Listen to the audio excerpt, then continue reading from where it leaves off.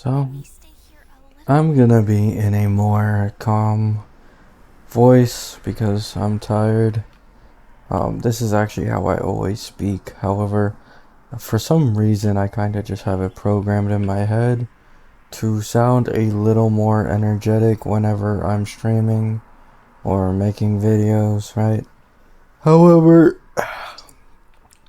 the me you're getting right now is the real me. Now, I did pull for Yunli. Now, why did I pull for Yunli? Well, because I'm a lazy fuck who doesn't want to wait an entire month to pull. It's really that simple. I'm not gonna sugarcoat it. I'm just lazy as shit. However, at the same time, it's not like I put no thought into it, right? Now, the reason I went for Yunli is because if I went for Fei Xiao, I would have had to go for Robin as well, right? Like, straight up, I would have had to go Fei Xiao, then Robin, so that I could get the most optimal team possible, with probably Mose and Gallagher on Quid Pro Quo or something like that, because I don't have Bronya on my account. However, I was thinking this over, and while Yunli is weaker than Fei Xiao, it's not by a mile or anything like that. And at the same time, I already own Sparkle and Ting Yun, right? Like, these are two characters that I've already leveled up, already leveled their skills to an extent, and already kind of invested at least a bit of my Trailblaze power into their relic domains. And I kind of realized, like, why don't I just go for Yunli? Really, all I need right now, like what I want currently, are two teams that can get me through the end game content. That's really all I want right now, so that I can optimize the amount of jades I get every patch.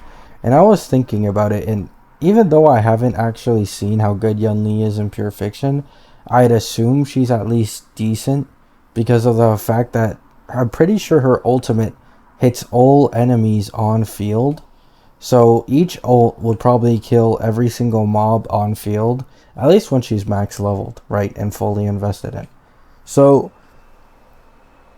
I kind of realized that I could probably use her for like every single version of the end game alongside my Firefly team. So I decided to go with her because it just saved me more pulls, not having to go for like E0S1 Fei Xiao. And now I already have a team, technically, right? Um, I have Yunli. I use Yunli, Lynx, Ting Yun, and Sparkle. Now, yes, my Sparkle needs some more investment, right? And I'll say it right now. I lost the 75-25 on her Lycone. This is the second time in a row that I lose the 75-25 on the Lycone banner. So you guys will see right here, I lost it to Bronya's Lycone. Now this isn't a complete loss actually, because I can now put this on my Sparkle, and it gives a 10% energy regeneration rate increase, and one extra skill point when the wearer uses their ultimate on an ally. And it can be triggered once after every 2 uses of the wearer's ultimate. When the wearer uses their skill, the next ally taking action, except the wearer, deals 30% more damage. So I'm getting an ER buff, I'm getting a damage buff as well for my Yunli, and I'm getting this extra skill point every time my Sparkle ults, which sometimes can be huge, right? Like, I believe Sparkle normally regenerates 3 or 4 skill points. So with this, she now regenerates like 4 to 5 skill points. Even if it's only like usable for one ult and there's a cooldown, it's still very, very useful, and that damage bonus is also very useful. So I'm actually pretty happy that I at least lost to a Lycone that I could then put on my Sparkle, because either way, it's going to help out the team's damage, right? Now, don't get me wrong, I am sad because, let's be honest, Yunli's Lycone is a pretty big game changer. Yunli wants to have aggro pretty much all the time so that she can get as many hits off as possible, and in many cases this makes the difference of one less cycle, right? However, I'm not trying to go for 0 or 1 cycles. I'm just trying to clear the endgame content at all to begin with. So I'm pretty fine with actually losing the Lycone banner to that. And at least now I'm guaranteed on the Lycone banner. However, you guys are probably already aware I was guaranteed on the character banner before, and now I'm not. And I've lost twice in a row, 75-25 on the Lycone banner. And I'm just going to be honest, I have zero confidence that I'm going to be able to win the 50-50 for Robin whenever her rerun comes around.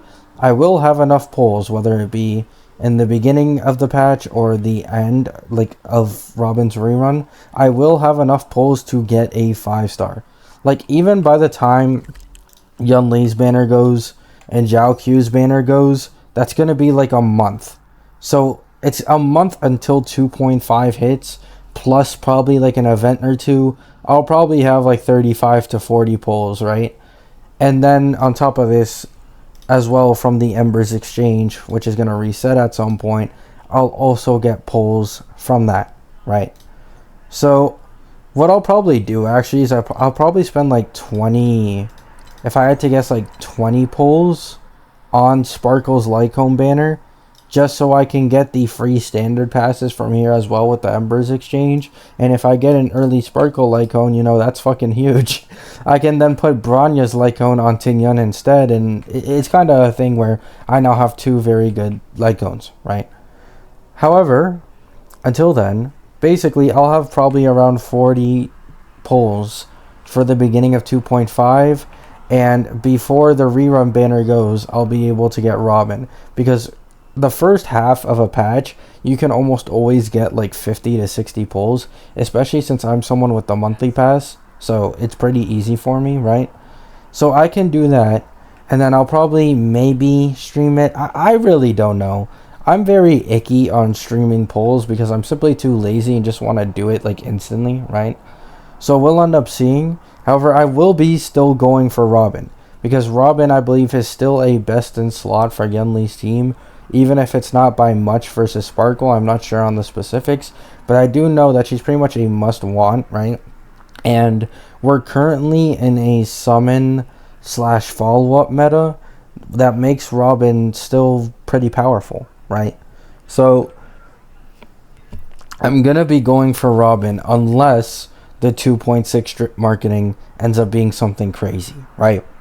Because if you guys don't know, at the beginning of every new patch, we get leaks of the characters in the next patch. It's always been like this.